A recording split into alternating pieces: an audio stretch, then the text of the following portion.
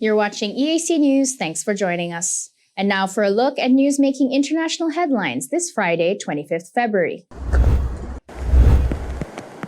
Roads and streets were inundated by widespread flooding in Australia's Sunshine Coast on Wednesday, February 23, after torrential rainfall has pummeled southeast Queensland. Floodwater rose to 4.6 feet in some parts of Sunshine Coast, covering roads and stranding vehicles, as rescue personnel were deployed to help with search and rescue. The body of a woman was found submerged in a vehicle and 10 people were reported missing. A missing father of 3 has been found dead in Queensland floodwaters, bringing death toll to 2 after his motorbike was located submerged in floods Thursday morning. It's believed Phil Lambert, 54, hadn't seen the rising flood when driving through Cedar Pocket in Gympie yesterday morning and was hit by a torrent of rushing water. Several more requiring rescue after periods of torrential rain. The Bureau of Meteorology has issued a statement warning of more severe weather for southeast Queensland and northeast New South Wales overnight, which may cause flash flooding and record rainfalls.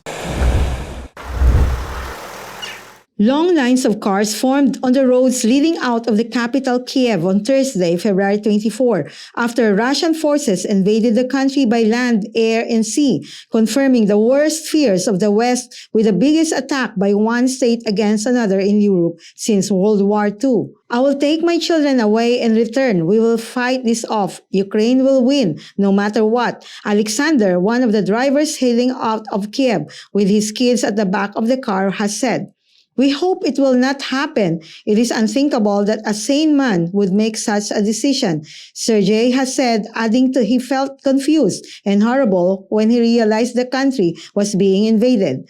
Despite pessimism, most has remained defiant. The Russian Federation will not stop what they have started. They will do whatever they can to destroy us and our nation, but we will not let them do it, a passenger in one of the cars said. Russian missiles have rained down on Ukrainian cities. Ukraine reported columns of troops pouring across its borders into the eastern Chernihiv, Kharkiv, and Luhansk regions, and landing by sea at the port cities of Odessa and Mariupol in the south.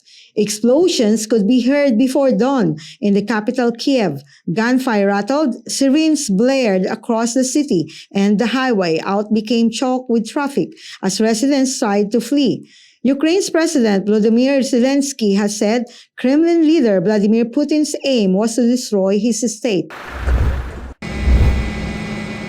A group of American truckers began a cross-country drive from California to Washington on Wednesday, February the 23rd, to protest coronavirus restrictions taking a cue from demonstrations that have paralysed Canada's capital, Ottawa, for weeks. More than 24 18-wheeler trucks, along with some 50 pickups and recreational vehicles, left Ardento, California, about 130 kilometres northwest of Los Angeles. The self-styled People's Convoy in the beginning of an 11-day trek to the Beltway, a major highway encircling the US capital, to demand and end the COVID-19 vaccine and mask requirements. Preparations are being made in Washington for the expected arrival of the convoy and other similar protests in coming days. The Pentagon said it approved 400 National Guard troops from the District of Columbia who will not carry out weapons to help traffic pace from Saturday through to March the 7th. About 50 technical vehicles were also approved to be placed in traffic posts. In addition, up to 300 National Guard troops from outside of Washington will assist at traffic posts if needed.